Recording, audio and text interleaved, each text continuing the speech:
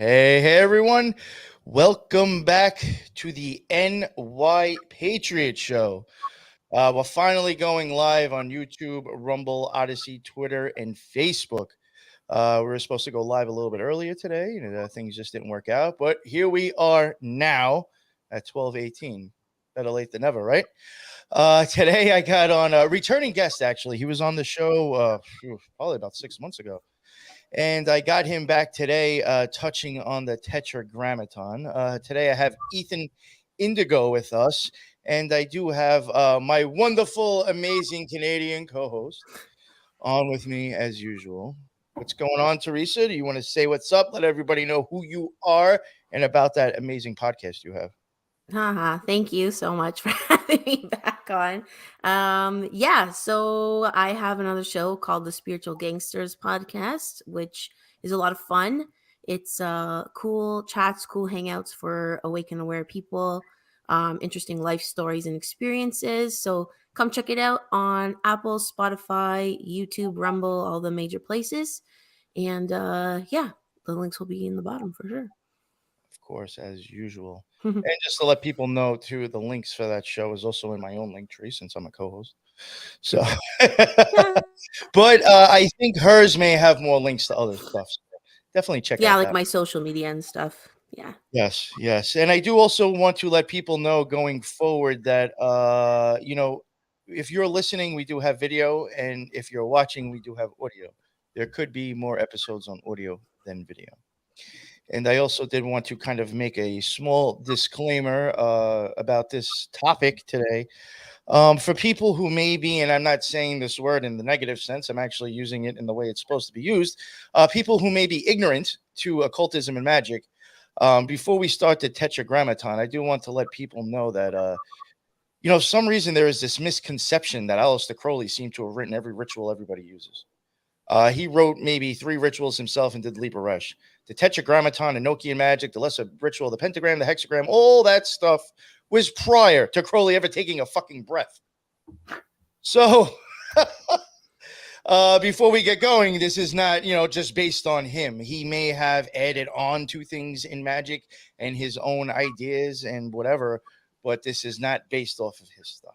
Just want to say that going forward. And now, finally, to the guest. Ethan, would you like to introduce yourself and let everybody know who you are and where they can find you? Peace on earth. I bow to you guys humbly for including me with all your intelligent guests and letting me communicate with you guys. I've been writing for a while, articles and books and so forth, and that's a great place to start. Actually, where you began is noting the taboo nature of this topic.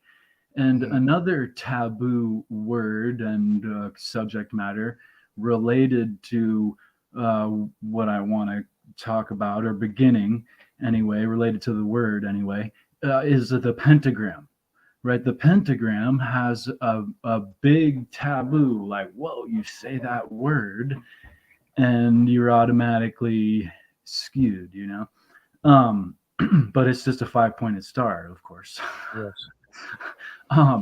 And of course, in Chinese traditional medicine, or traditional Chinese medicine, the pentagram, the 5 points, are a way to interpret the properties of herbs and the problems of bodies and find healing modalities with contrasting these this elemental flow of the five elements of healing. And the inversion of the pentagram, well, that might be the opposite of what is the 5-pointed star. It's and the natural system that is TCM, for example.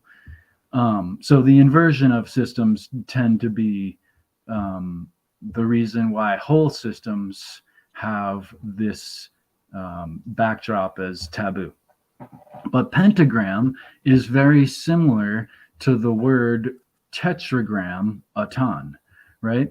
And so pentagram literally just means 5-pointed system or shape. And so tetragram would mean the same thing, but four. And so, but tetragrammaton is the actual word. And that, if we look at that in the etymology, it's sort of related to how we in English say the very similar shun, a shun, situation, or what have you. And so grammar is actually the word that is most related to the idea of grammaton or grammation, and count and grammar, or words, numbers and words come together in that word, right? We measure things in grams, right? And we codify things with words with grammar, and That's it the is weight of all. the energy. Sorry. Maybe it's that's just the weight of the energy. That and yeah, the correspondence is exactly in that etymological origination, right? That measure and word have that same weight and energy. So tetragrammaton most accurately means for grammar, and that actually might seem inconsequential if you haven't looked into other systems that have what could be codified as for grammar, most simply. And tetragrammaton was, if we can imagine how taboo pentagram is today, tetragrammaton was much more taboo hundreds and thousands of years ago. You could get hurt or worse for saying the word. In fact, it was not to be uttered in public in some spheres. And on many texts, it is denoted with 4 dots, not even written out. And it was not to be said. It was not to be said in public. And hence, we have now other words for it, like Lord and so on and so forth. So the significance of for grammar, I think, is most accurately, or beginning in a sense, related to the Yod He Hav orientation of the Hebrew word for God that the Greeks named the Tetragrammaton. In the correspondence of these letters and the ideas behind these letters, because I think every system has this element, of course, but it's said so with the Hebrew language that there's the exoteric definition and the esoteric energetic relationship of each of these words and each of these letters, right? You know, I'm glad you brought that up with the esoteric and the exoteric, is because, you know, and again, I know I've kind of, I guess, said this in different ways, and I'm not saying it to like even try to sound like cocky or an asshole. It's just people are taking the exoteric and taking it for the esoteric. Well, that, I think this is most like mundane. People are taking the most mundane meanings behind stuff and considering that the all depth and encompassing meaning, where it's like you're really just pushing knowledge of like still not knowing. Like, I hate to say it, like, you know, so. and applying what is knowledge is applicable in many different ways. It's arguable, but applying knowledge to material situations and progression, that's not what esoteric is, right? Esoteric is not really oriented like that. But every tradition has the indoor and outdoor school, and every system also has an indoor and outdoor meaning, right, as well. So people misapply knowledge, and so therefore it's not wisdom. Right? When you apply it to base activities, it's not really being utilized for its essence, the esoteric. But one of the beginning correspondences of the the Hebrew word for God, that's the Greek name of the Tetragrammaton, or what most accurately is etymologically defined as four grammar, is the four dimensions of geometry. and this is, of course, the point, line, plane, and solid. And a plane is most refined in its presentation as a circle, and a volume is most refined in a globe, or you could say a volume and a solid have the same elements in a balloon and a planet, right? They both end up being circular, global, excuse me. So you can see, if you look at the Hebrew words, you can see just in visualization of the point, line, plane, and solid. And this, of course, in geometry theory, is the basis for all creation, the basis for all measurement. You can't have a line without points. You can't have a plane without lines, and you can't have a volume without planes, right? So each one is dependent on the prior. So your most basic presentation of this four grammar is, not that it is basic, but your most beginning fundamental correspondence, that is the four dimensions of sacred geometry. You know what I found interesting with the drawings that you sent me in that PDF? That really much reminded me of the Vesica Pisces before it's like put together. Right. And even that line, I have been wondering, like, with Vesica Pisces, silly as it sounds, and I think Theresa might have mentioned it once to me too. If you start looking at the owl too, and the beak, you could start to see the Vesica Pisces actually. Right. So I do wonder, like, even in that symbol that you had in the book, the two circles and the line, is that all? I really do think that all has something to do with each other. Well, I agree that as I've begun to understand the four dimensions of geometry in the esoteric lesson, and even the exoteric lesson of this four dimensions of geometry, it sounds esoteric, right? That a point can denote the measurement of something the size of the sun, or a place of no space. And a line measures a point between A and B that has no width and no breadth, right? That you can't measure that way, and so on and so forth. So this sacred geometry lesson, even in its very beginning concept, is elusive and esoteric, even in its measuring space of no space a lot of times. I was even thinking, like, because this goes back to like Hebrew and stuff like that. You had mentioned, I think you were kind of mentioning before about, like, I don't know how to actually really say this.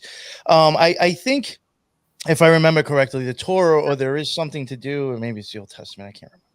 There's something, though, with Hebrew, with the Jews, the first letter, and it starts off with, is the 17th letter of their alphabet, which is Peh, which has to do with the mouth and the teeth and the tongue and speech. So it's almost like even their book starts off with the letter of actually saying, like, first there was sound or light. You know what I'm saying? Like, absolutely.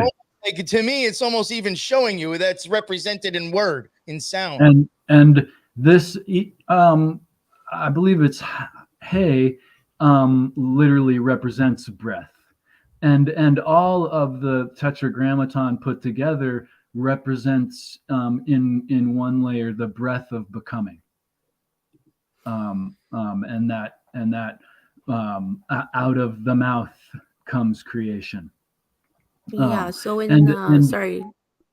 No, sorry to interrupt you guys, because in the New Testament, it's interesting, in the Gospel of John, the very first verse is in the beginning there was the Word, and the Word was God, and the Word was with God, and the Word was God. So talk again, words. And then grammar. if you look at the asterisks of is some Bibles have it directly. What is God? Tetragrammaton. Or vice versa. What is, excuse me, no, when there's tetragrammaton in the Bible, you look it up and then it says God, right? Gotcha. So God being this energetic creation that is in correspondence with the sacred geometry idea of creation coming into being and measuring creation. And not sacred geometry is a way to comprehend and measure the tangible, but also the intangible. And that's why one reason why Thoth Tahuti is the sacred geometry, because he is the God that crosses dimensions, right? He is the one that can go from the tangible to the intangible, the realm of gods and the realm of living and the realm of dead, X, Y, and Z. So that's why I even do think, like, on the Kabbalah, like with the area where Tahuti falls, I really do think that is like on the tree of life. That's actually either you're going to go down into form or you're going to go back up into spirit. Interesting.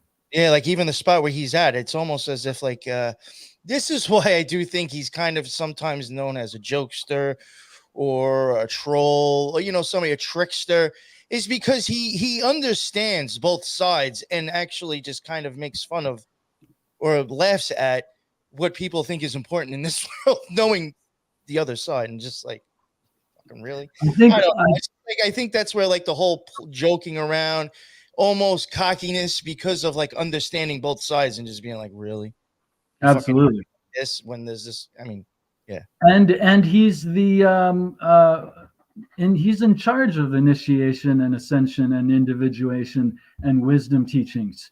And so guess what happens when you show up at the door of the mystery school or the Shaolin temple? I'm sorry, we're full. We don't want any. You see this allegorically represented in Fight Club. The guy comes, they're like, no, we don't want you. You're weak sauce, right? How long has he been out there now? 3 days, 4 days. It's raining. We want this guy. Get him in. And so the first thing you got to go through is the jokester telling you ain't got it, bro. Neo goes through it in the Matrix. You ain't the one. You're neat and all, but that's why I even think when you get higher to the tree, the whole jester look comes in, and that still is a little bit of a play off of Toth on a lower arc. Well, and I was gonna say the Joker or this archetype that he in part represents surely is to instigate the mortal that are stuck in the dreadful to do something. That's why I post fucking trigger shit sometimes. Maybe you'll get so fucking pissed off you actually realize. Right. And so sometimes you need like that anger of something to actually get you to think, like, you know what, maybe the timber, whatever.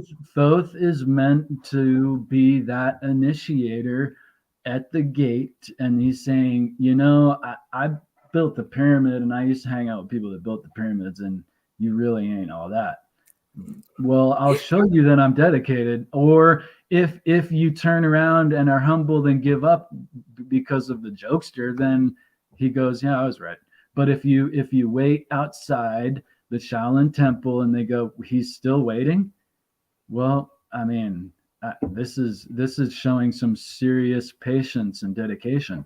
We want you now. Now we want you, right? So the jokester is meant to instigate individuation, or internal initiation, if you will. This is really a really perfect example, and it's something I've even joked about recently. Toth, I would see laughing at people being like, you motherfuckers are so worried about who the fuck John Fetterman is that you don't even know who the fuck you are. And that's why you're always going to be fucking right. shit. Yeah. And that corresponds Hours worrying about if that's a fucking clone or not, and they don't even know who the fuck they even are in their own mind. exactly. That corresponds with what you mentioned earlier, using knowledge for external means, even in a base way, more or worse. The knowledge is meant for internal initiation, internal means, right? And so the 4 dimensions of geometry, in their most basic exoteric lessons, are utilized to measure physical reality. But just like Thoth, sacred geometry transverses this dimensional limitation. There are 4 dimensions, or rather 4 types in one of the most commonly used divination tools on the planet. You know what I was And that, thinking? Do you think that maybe symbolism in writing maybe is a little bit more like I was thinking you're not actually using your mouth to communicate. You know what sure. I'm saying? Like I think that's actually something to do with like symbols and even writing, like communicating with just sight and not sound. I do actually think there's something. Oh, absolutely. And I think that that idea corresponds with the limitations of presenting a 3-dimensional idea or object on a 2-dimensional format. Or could that Right? even be letting go of a handcuff and being like, I don't have to communicate with my mouth now. I am not dependent on speech to Right. When you live this write, world, your to live in this message world. can last. Your message can last. You don't have to be present. Like someone can come along and read it like 100 years later, 1,000 years later, right? You don't have to physically Right. like be present with them. Yeah, I mean, what is the expression? A picture is worth 1,000 words. I like Very to good add with it. on to that. A word is worth 1,000 pictures, right? So both of these things have elements of, you can really spark all kinds of things. And having shared a lot of writing, sometimes I share writing and they're like, oh well, I know you were talking about X, Y, and Z, and I'm like, I see how you say that. That was not on my mind. Yeah, So, like it really you wasn't know, my intention. yeah. So, I mean, sometimes people read into things in a perfectly valid and even, a great, expansion of an idea because of their ability to find the picture in the words or the words in the picture. Um, uh, the tarot has the 4 dimensions of geometry in the cards. The swords are symbolic for the point. The wands are symbolic for the line. The coins are symbolic for the planes. And the cup is, of course, the volume. So another dimension when one is using the tarot is seeing that sacred geometry dimension of intuition and divination, if you will, but as a tool to measure the non-physical most specifically. Yeah, almost like a way of it, like again, like measuring energy, Yeah. physical. I was even thinking with with like the geometry and stuff, like it was hard to explain. I don't know. I'm really thinking about the whole thing of like not talking and being able to write stuff. I do think there is something behind that. Yeah. Well, and also to build on what you're saying. What I was thinking before. I'm sorry. Before I forget, because I'll Please, forget again. please. I have a buzz now. I was saying it in the chat before. I don't think we even really understand. Like I think Stein was mentioning semantics, how important that is, and I really do think like maybe we are speaking the language correctly. I don't know, but I do think there is a knowing of the language to other people in a different way. I would not be surprised if we do not speak and understand our language is the correct way at all. And if you just use symbolism, you bypass all that as well.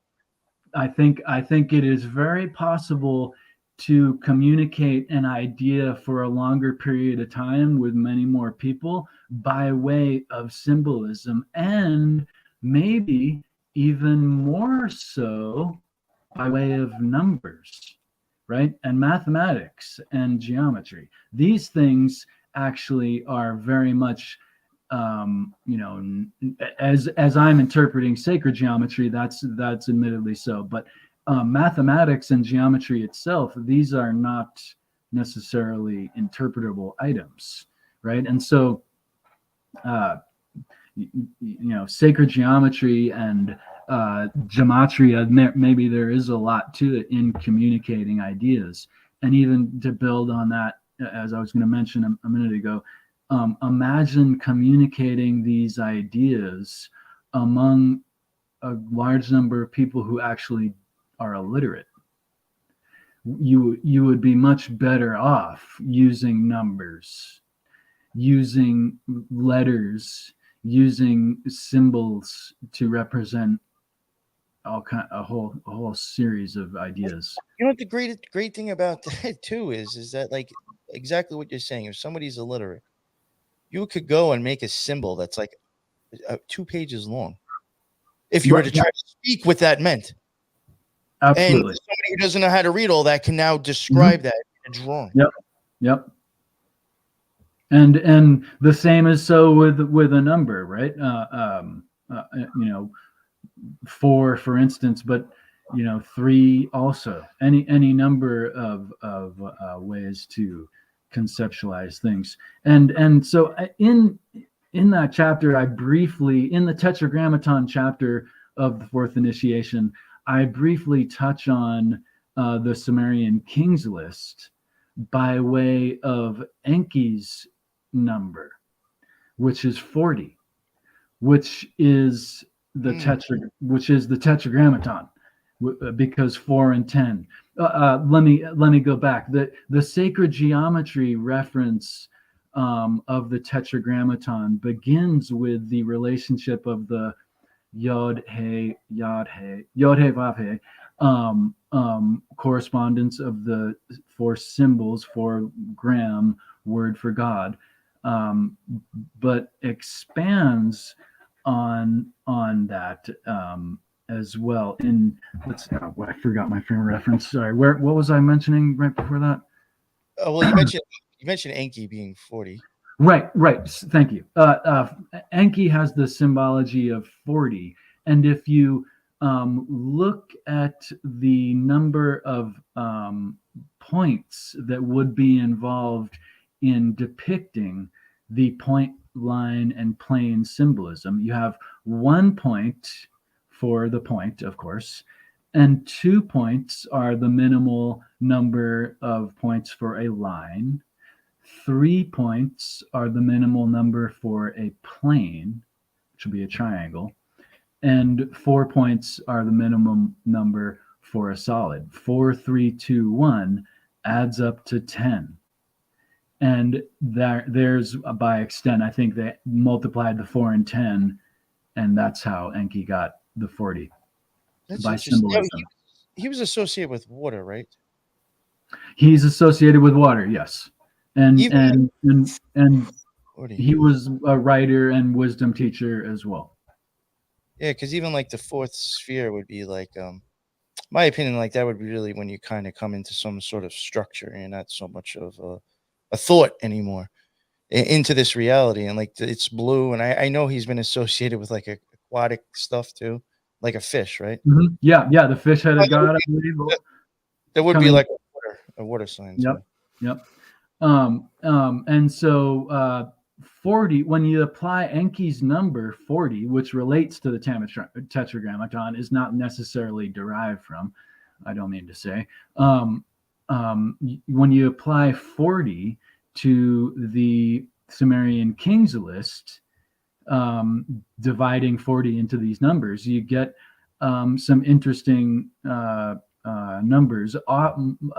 Some of them are one is 900, another are referencing cycles, degrees in circles, right? So just interesting. And so it goes to what you're saying.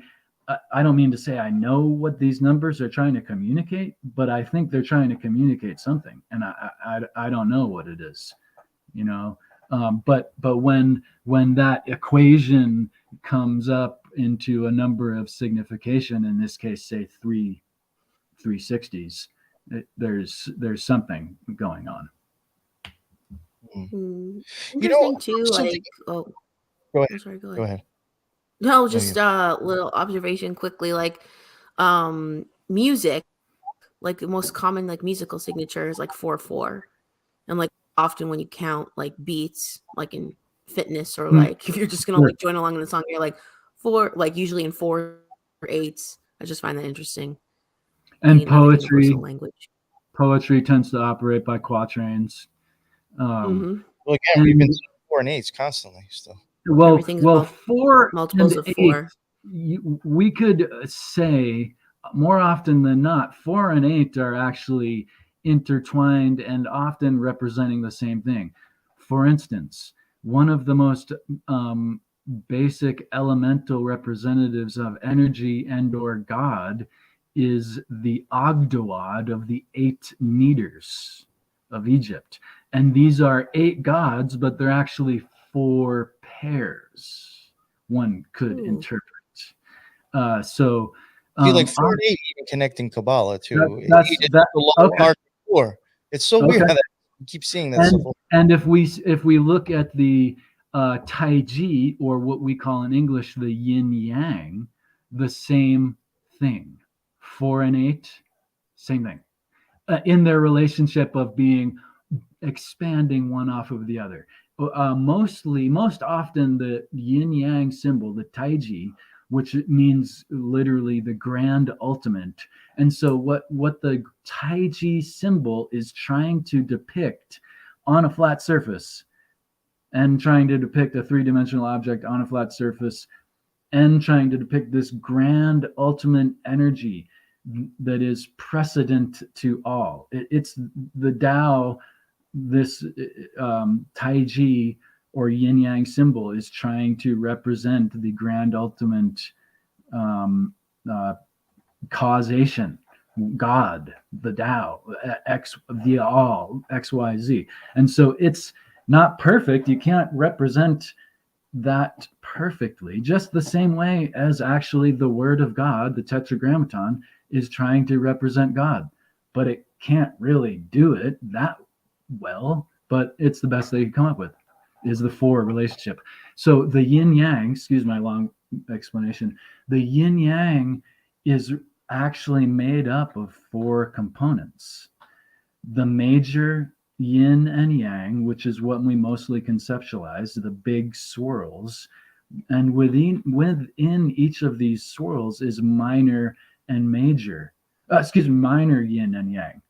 Right, so there's these 4 energies in mutual interdependence being presented in that Tetragrammaton. That's another 4 grammar, a way to perceive reality internally and externally. The yin yang minor and major concept. You know, something I did want to ask you about with the Tetragrammaton, and you know, I'm sure you've come across it, and just wanted to get your take on it. Because I reference back to it a lot, with it being like a magical formula, and even like kind of like I guess base tarot off of it a little bit. Would be like the whole king, queen, prince, and princess. I'm assuming you've come across that with the Tetragrammaton. Sure. The Vadhe. Yeah, I didn't, I don't know exactly the relationship of that. Okay. I understand that is I think a rite of initiation, actually, right? Yeah. A series of initiation rites. Yeah, it's like climbing up the ladder, in my opinion. Right. Yeah, very interesting. All right, no, I just wondered if you had, any takes. Yeah, I don't know specifically beyond that more as much as just a symbolism generally. The Freemasons are, of course, most often noted as having the 3 primary initiation factors as well, right? But there's what's beyond that. right? So one of the symbolism or series of symbolism in the Bible and other religions is the 3-day cessation that has to do with astrological significance, of course, and then the rebirth. And so the fourth aspect in that respect is the rebirth or reinvigoration, the spring, as we are in right now. Gotcha. Another thing I saw in your stuff, and I thought that was interesting, maybe a cover. I mean, you did kind of like mention it a little bit already, but like even like the god names and all that stuff that went along with the Tetragrammaton. I saw like you were kind of like covering different names for God. And I thought Right. Well, I mentioned a series of different biblical names that all reference, if you, as I mentioned, yeah, if you look it up, in fact, they're all in reference to Tetragrammaton. And what was wildly more taboo of a thing to even mention, let alone a topic of discussion. And so why was it unmentionable and not available to the average? Well, we can deduce by looking at history in general and present day history that it was information that was restricted because it was related to the development of the individual, and you don't want them having talk about water, you don't want them having that water. have a drink of knowledge for wisdom. That was a restricted thing, whether it was just exoteric or esoteric. Beyond that, restriction of information was commonplace. And what's the ultimate information?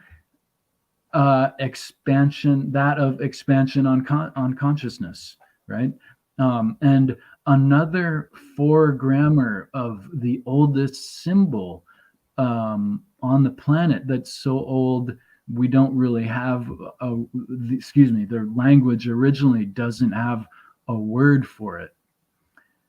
It just has a symbol, and it is, as you struck on before, it sort of denotes God, but it again denotes the God before God in a way.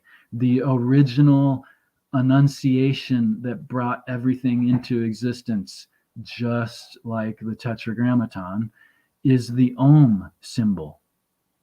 And the Om symbol is most commonly understood as a trinity. A-U-M. In its symbolism as well, it is a tetragrammaton, but it's most in its vocalization. It's most often known as a trinity, A-U-M. But there's what is counted and not heard is silence. I was gonna say, do you think like the AUM is like as written, and then the sound is the fourth would be like the energy created representing that image? I think just like the Taiji symbol and just like the Tetragrammaton, the Om was the best way for them to conceptualize symbolically, visually, and auditorily their understanding of God or the Tao or Om. This beyond this causation. Yeah. Oh, sorry. I think you. Damn, he froze up.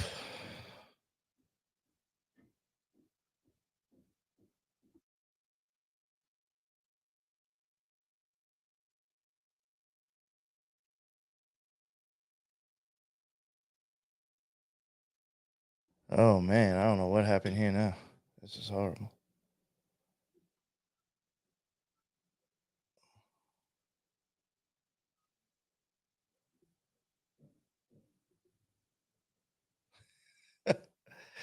Damn, lost both of them.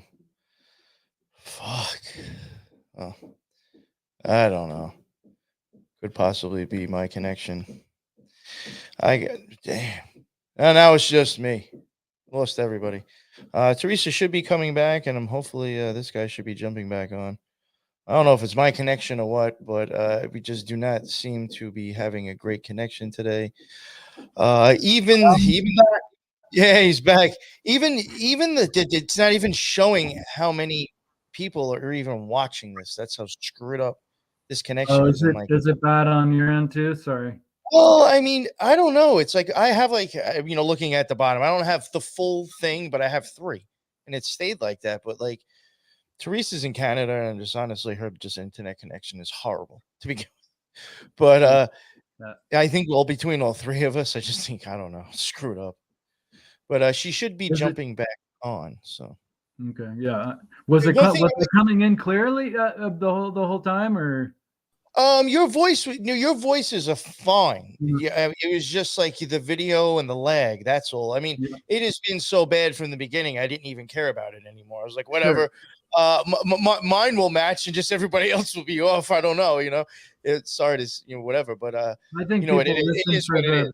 They listen for the voice content anyway, right? Yeah. I mean, I'm not stressing that. I'm much more worried about like getting the content. Something I did want to say that you were mentioning before, even with fucking Jonah, man. Fucking commenting in the chats. No, I can't see. No, yeah, because we went on Sean Atwood's show. I'm a fucking fed now. This is fucking retard. Yeah. And that's why I'm having a bad connection. What was I gonna say? Abundance and expansion all goes with the 4th sphere chesed as well. The blue sphere again, going back to that 4. Beautiful. To me, that's like the buildup of power going to siphon into the supernal triad, or the expansion of power coming back out of that siphon, coming back into this world. It's really an abundance in both ends if you think about it. So yeah, so I could see how, like, again, going on with like, we were because me and Theresa were covering the chakras.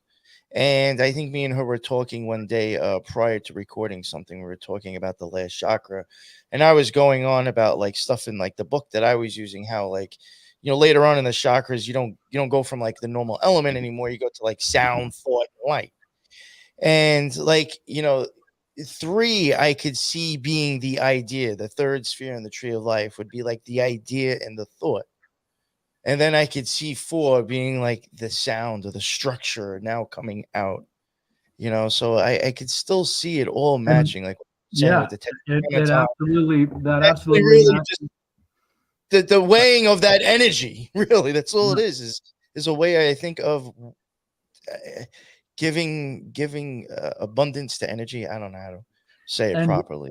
And there's a lot of different ways to conceptualize that, but in the unknown, or as I just related, in the Om, the AUM, and then the silence, right? The silence and the unknown and the shadow, and whatever you're afraid of conquering that's holding you back from changing the pattern, that is where the abundance is. That is absolutely where the progression comes forth, right? So in all of that is the correspondence. So the Om represents what Aristotle called the unmoved mover, right? It's this what we can conceptualize as God, because that idea had a big influence on the biblical God, from what I understand. And this is this corresponds with what the Tao and what Om is putting forth in their philosophy. And so the Om symbol is AUM in its articulation, and silence, of course, which is also the inhale, right? There has to be a silence on the inhale. And it, in its symbolism or philosophy, there is 4 states of consciousness depicted, and that is wake state and sleep state being the first polarity, and there's deep awakening and deep dreaming. And if one can conceptualize the Om symbol, there is a point behind the veil, and that is the point. What is the point of life? Well, there it is. To go across the sea of Mara, or cross the veil, and to find higher consciousness. And actually, Buddha, real quick, back to the three, overcoming the three to get to the fourth. Buddha had to deal with the three daughters of Mara right before his final ascension to where he reached Buddhihood or Bodhihood. Please.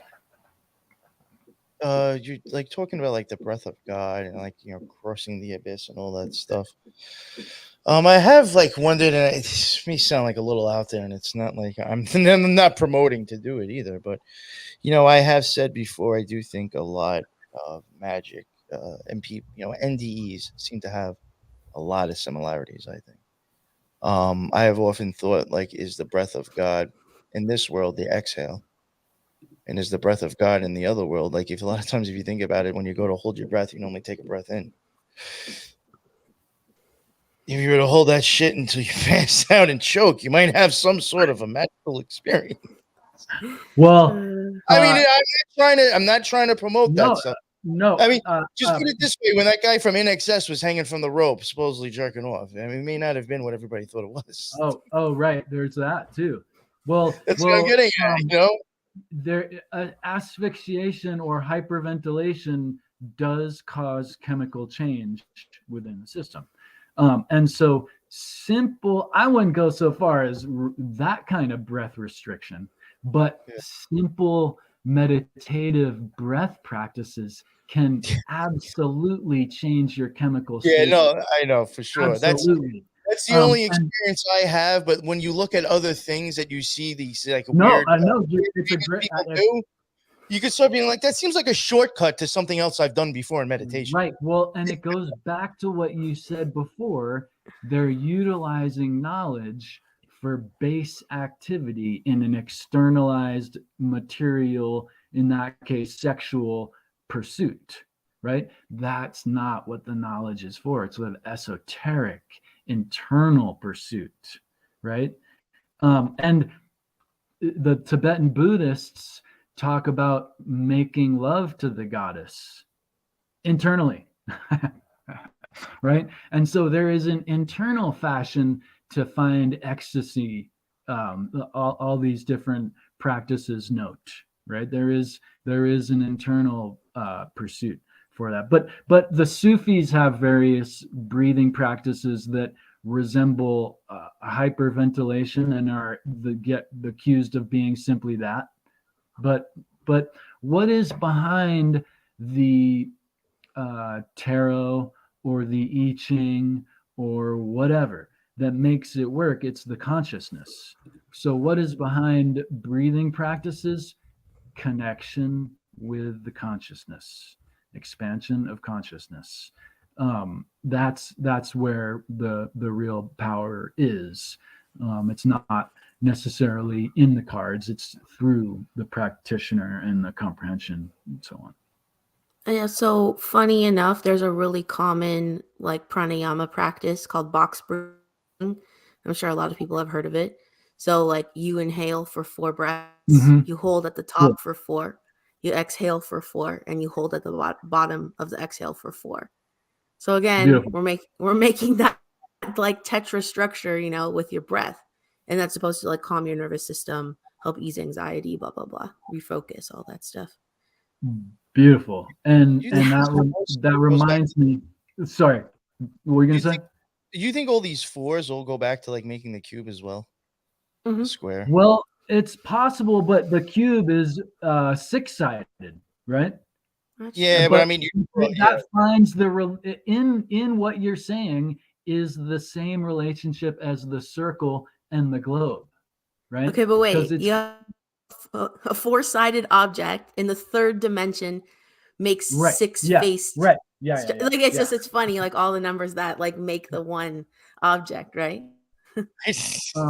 a beautiful way, Take it, Patriot. one of the great ways to enhance consciousness is to find alignment with things that one has understood as representative of higher consciousness. Some people will meditate on the word of God, the Tetragrammaton, literally. Some people can meditate with the Tao, the Tai Chi. But just in looking at the Tai Chi symbol really quick, a way to really find signification in this symbol and utilize it for a meditation tool that really builds connection. The symbological flow of the Tai Chi symbol or yin yang symbol demonstrates the 4 seasons, right? The expansion of the sunshine is what we're coming into now, and then it starts to eclipse, and the expansion of winter happens, and in fullness eclipses again. This also depicts the cycle of breath. All breath is made up of 4 parts, no matter how you breathe. All breath is based on the major and minor, the major yin and minor yin is going to be the exhalation and the inhalation, right? But no matter how fast or what the particular is, there's a pause. Pause full and pause empty can be equated to the minor yin and minor yang. So every breath, even if we're not meditating, and no matter the meditation itself, is based on these 4 aspects. And so finding, oh wow, so my breath corresponds with the seasons. Yeah, it does. And one meditation aside from that is to just enhance the time periods being in the pause, because our body, our reptilian mind, or our fight or flight, stressed out off the daily monkey mind, whatever, we want to, I need food, I need breath, our animalistic primal needs are inclining immediate breath. And if we can just slow down and be in that pause a little bit longer, it allows the body to go, really, Ethan? It's all okay? Yeah, it's all okay. And you don't need to be there so long in the pause that you stress yourself out, but just elongate it and notice, count what it is anyway, and whether you elongate it. Yeah, I didn't even know that. Yeah, and I think many aspects of 4 that are as simple and profound as that are often unnoticed because there's so many. It's almost like we're swimming in the air, so we don't notice the air. The 4 is like the element we're in 4. And the 4, is it the 4 elements? Is it the 4 directions? Is it the 4 winds? Is it the 4 dimensions? This is just, it's everywhere. It is the basis of so many things that it's everywhere. It's not the only way to perceive reality, but it's a great way to form a basis of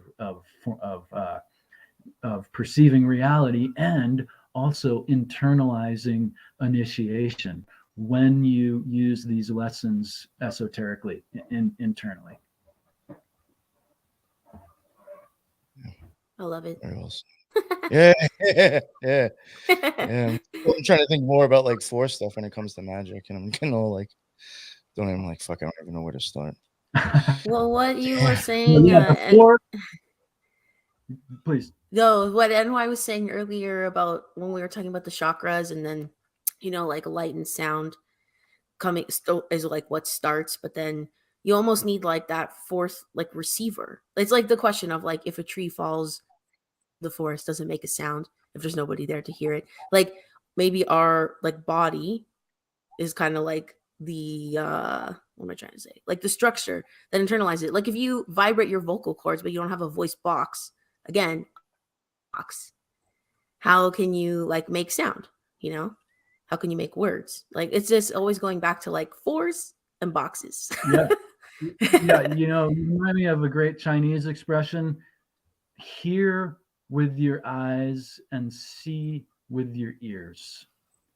Mm, And also the whole theory of the four worlds of the Kabbalah is that creation begins from a layer of reality that takes up no space, that is beyond our space, that is kind of, we can't even perceive what it is or where it is. It's beyond our temporal mortal understanding of everything. And mhm, so from that nothingness, it starts to transverse into our reality, and what we perceive as the most material is actually the most immaterial and most less consequential. The in the four worlds concept, the dimension of the creation is non-material, and but yet is the realist. So even that system has sacred geometry correspondence in it. Like going back to something I said before, and I guess like you're even saying it yourself, Ethan. You're going back again to like energy and I guess just measurements. There's a book that I have, I think mentioned before. It's like some Kabbalistic book by Jordan Knight, maybe. I forgot the exact name or whatever. I think it's him that like mentions it in his book, and I was like, wow, that's like a really great way to think of it. From going again from the third sphere to the fourth, like you're trying, like kind of again, like how you said, like, or I said, the third sphere is a lot of, in my opinion, thoughts, and then the fourth sphere, he equates it to. It's funny how he says a blueprint, because Mm. again, sphere is blue itself. So I even find that interesting. Is that where we got blueprint even from? He would say it would be like the blueprint is when you're going to start having the idea and start drawing, and what the structure is going to look like. And if you think about it, that's all measurements. Right. To make a blueprint, that all that is measurements and material. Beautiful. Again, you're measuring the energy now. That's what I really think. That whole fourth thing is just the dimensional energy. Absolutely. And just as geometry in itself is a great way to perceive physicality, and actually all of mathematics is based on arithmetic for operations, and we utilize this knowledge for all sorts of stuff. I can't even comprehend the things that people use mathematics for, and it's all based on, of course, the four operations.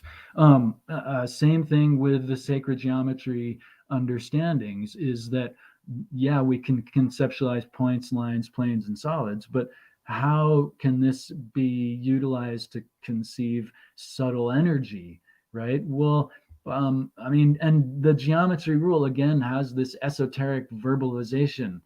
A line can be used as a matter of division or connection.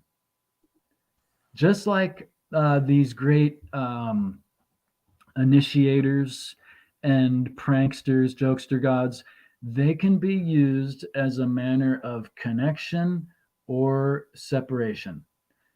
And we can see this on maps, right?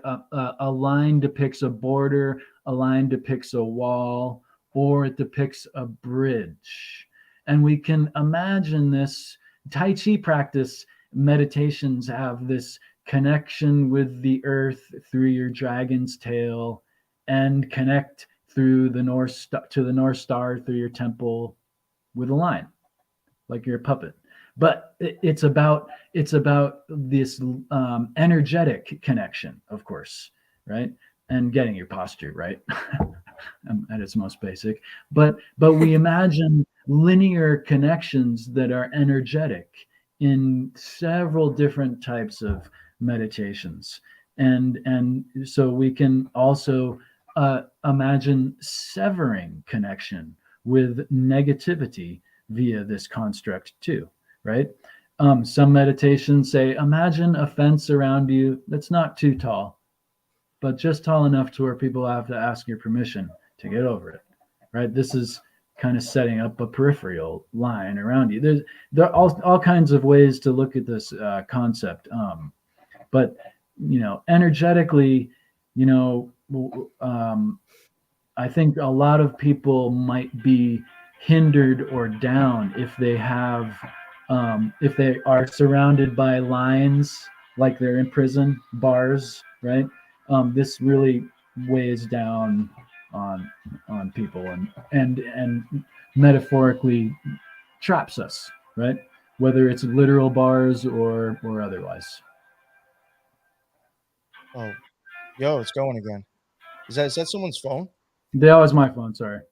Yeah, I was like, yo, Sorry. no, it's all right. I was thinking this whole time when you were talking, I was thinking about the Hermit card again, the tarot card. Yeah, that's fine. I'll wait. That's funny. Oh, that's not even in the same room, man. Oh wow, it's loud. I thought it was like right next to him. That's Yeah. funny. It's funny. Oh man. No, just how he was saying about like the posture, like meditation, like thinking of your crown connected to like the North Star and then your tail connected to like the earth. Again, Oh, it's that's like kinda like the ground, right? That would be like the ground in a sense. well, grounding and then like Like your expanding, but tail going it's into the ground. making like your vagus nerve and like your like the line in the body, the Absolutely. main channel where your chakras intersect. If it's straight, and it's more likely to be open. If you're like Yep. even physically like twisted, like if you have bad posture, your channels are not as open, right, to receive Absolutely. divine And inspiration, whatever. I would go further Source. than that in Tai Chi, or rather traditional Chinese medicine more specifically, but Tai Chi practice as well. We ask which came first, holding yourself like you're depressed or being depressed? Yeah. Which came first? And this posturing is something that we notice immediately if our bro or our relation, however, is a little bit down. We notice it immediately. Are we psychic? Well, I mean, it's like you can't hide it.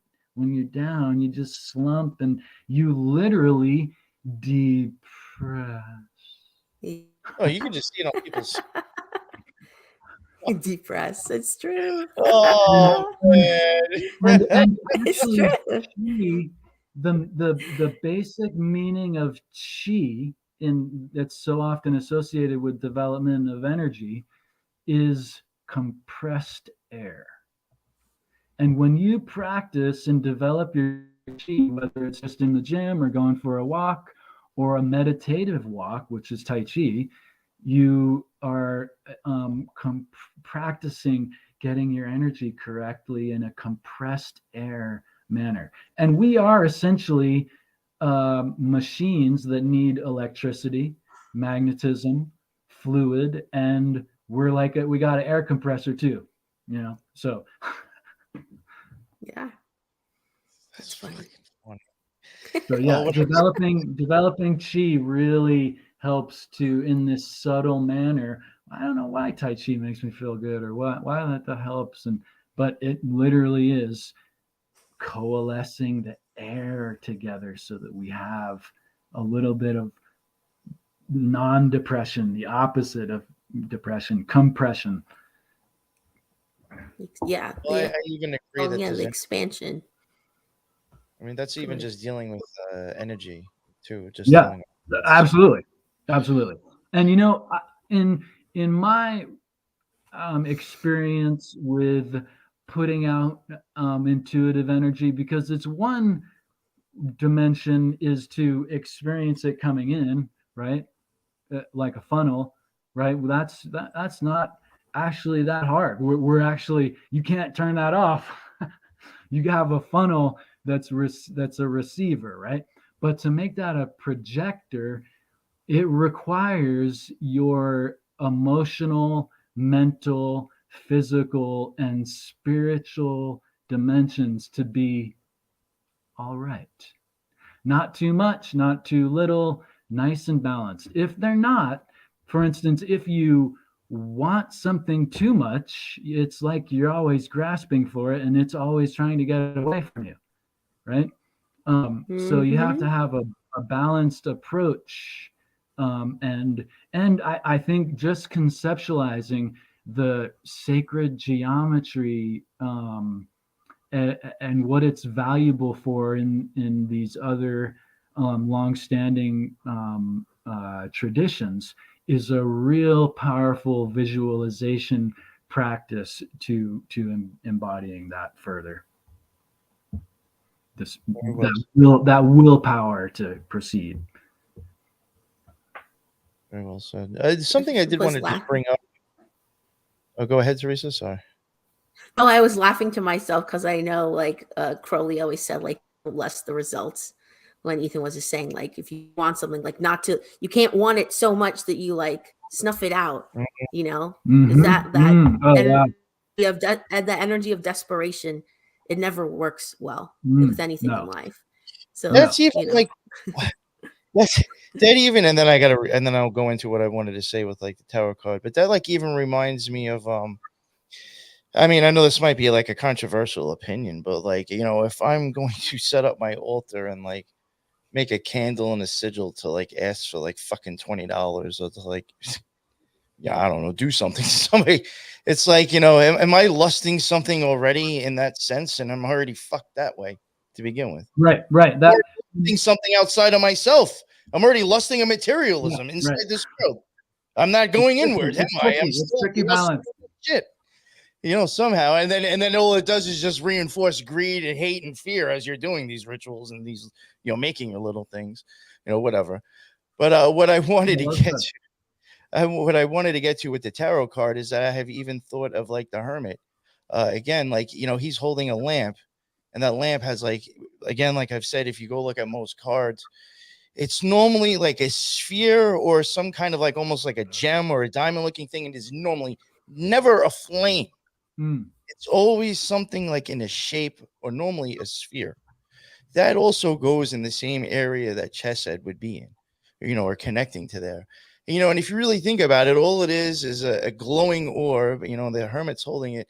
Basically, is just a glowing orb with a cage around it and a triangle on the top. Again, is it just the energy within the blueprint, you know, that he's holding up? And I think that actually represents down farther on the tree, you know, to Mercury. Basically, what I'm trying to get at is something I even said that I thought with the Sam Smith performance. I thought it was showing the downfall of the tree. And I think that Kim Petra was actually the representation of the lamp that the hermit was holding, but all the way down at Hode where the hermaphrodite shows up. Into solidification in that jewel. Yes. The Tibetan Buddhists specifically, and I think Buddhists more broadly, and even Eastern and Western alchemists have an expression that's so widely used, has so many variations, but in the three is the one. From the three is the four. And from the one comes the three, all these things, but most often in the three is the four, because there's the encapsulation. That's why I even like I was even saying like focused energy is because if I remember correctly, that is the path going from Tiferet, which is the sun. Now the sun zodiac is Leo. That's a like when you start getting into like Aries is an expansive explosion. Leo's a lot more of a concentrated, focused, and then, you know, at the end it's like a dying off with the different types of like energies with the zodiacs. So like that's even telling me right there that Tiferet is a focused energy because it's Leo, and then that goes up to that line going to Chesed is the Hermit card, who's now holding a lamp with, instead of a flame, of focused energy inside of it. So like I even think it shows you like the movement of focused energy just going up the tree, going up your body, you know. So I know like I went off a lot to explain.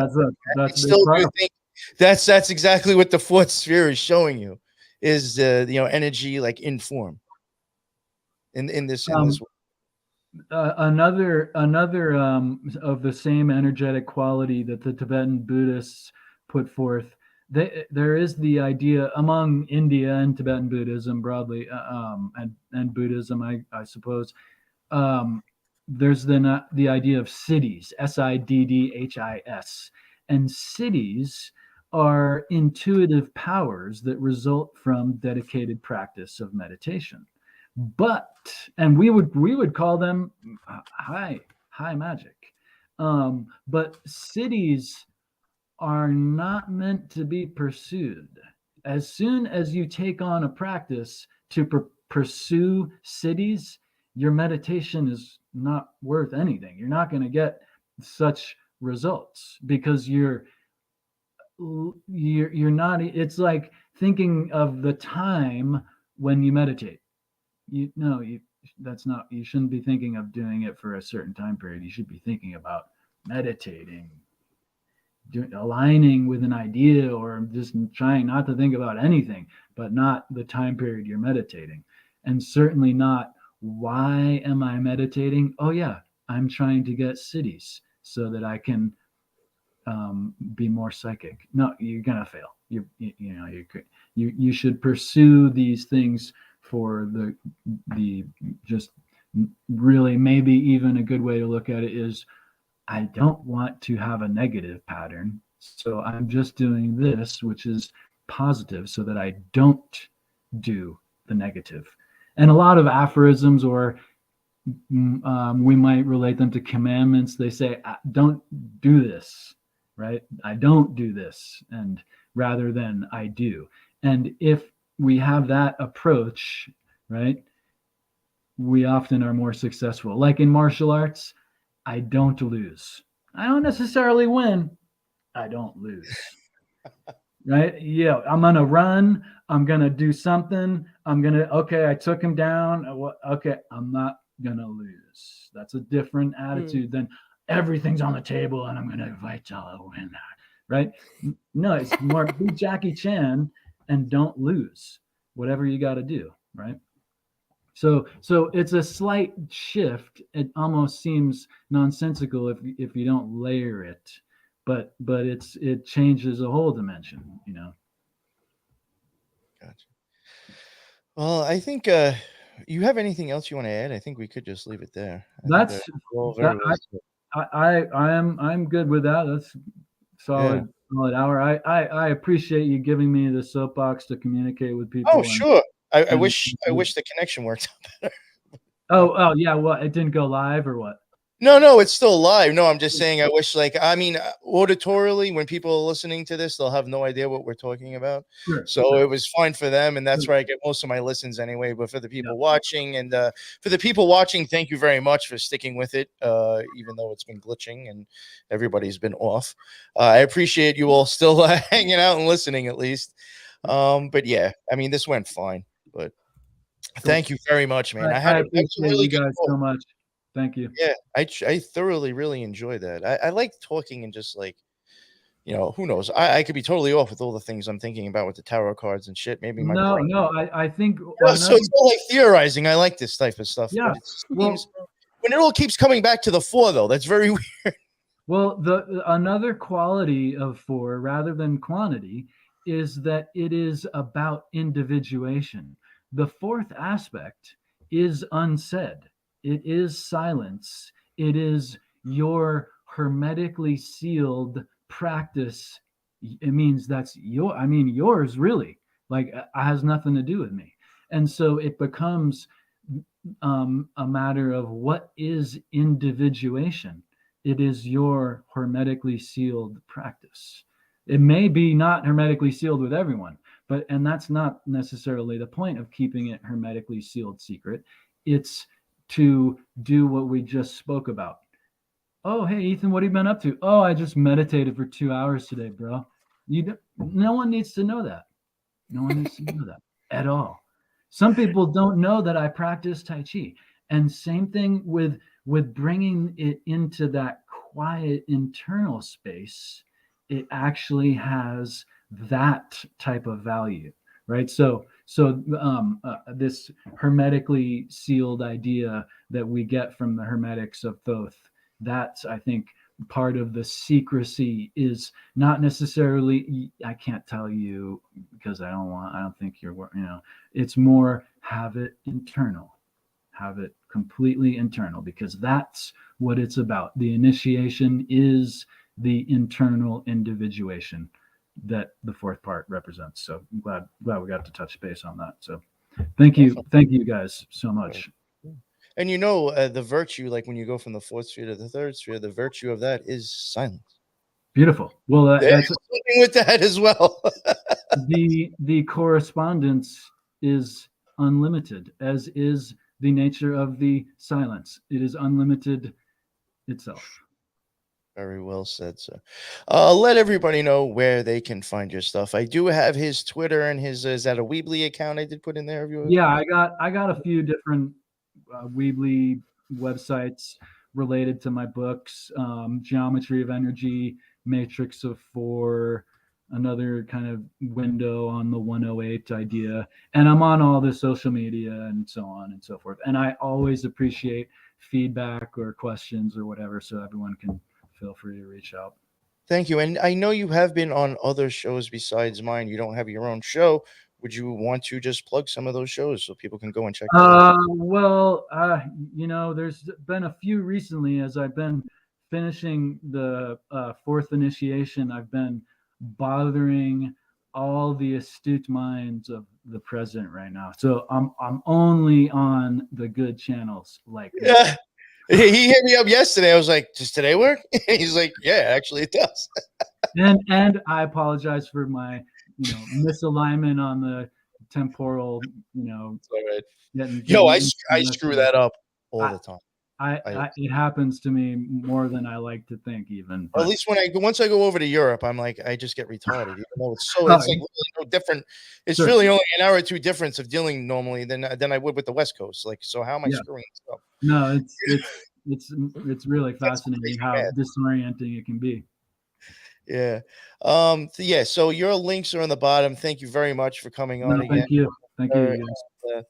Theresa, co-host, would you like to plug the Spiritual Gangsters again? Sure. Well, thank you so much, Ethan. I always think whatever you have to say is so interesting. I remember the first time, I don't know if it was the first time you were on the show, but when I heard you the first time talking about, the fourth element, the fourth initiation, it really changed my perspective on like the purpose of evil and, a lot of just how the world works. So I thank you for your work. Thank you for saying that. It has helped me refine my observational skills quite surprisingly. And once you start to like have the knowledge, it's everywhere. It's crazy. I'm always like, oh my God, it's 4, not 3. So it's cool. Finding contrasts to or complements sometimes to solutions to situations, I find it can be even helpful. Totally. But yeah, of course. If people want to hear more from me, they can check out the Spiritual Gangsters again on all the major platforms and YouTube and Rumble as well. So yeah, come check it out, and they can connect with me on Instagram or Twitter, but mostly Instagram. I'm not good at Twitter. I'm just not good at it. It's there though. It's not good. Not a good tweeter, shall we say. Yes, and the links for your stuff is in the bottom as well. And again, like I said, thank you everybody for hanging out in the lives. I don't know if maybe also the issue could be that I'm streaming out to 5 places at once. Maybe next time I'll knock off Odyssey and see if there's a difference. Or it could just be Firefox for all I know. Who knows? But again, thank you all for checking out the show and dealing with it. And yes, check out Element server. And also, if you didn't already, hit that like and share this. So that's my little spiel before we end the show. And the links for all of our stuff are in the bottom as well. And again, thank you very much, Ethan, for coming on. I had a very interesting and stimulating chat. And Theresa, thank you for jumping on and joining me. And until the next one, everybody be well. Later. Peace.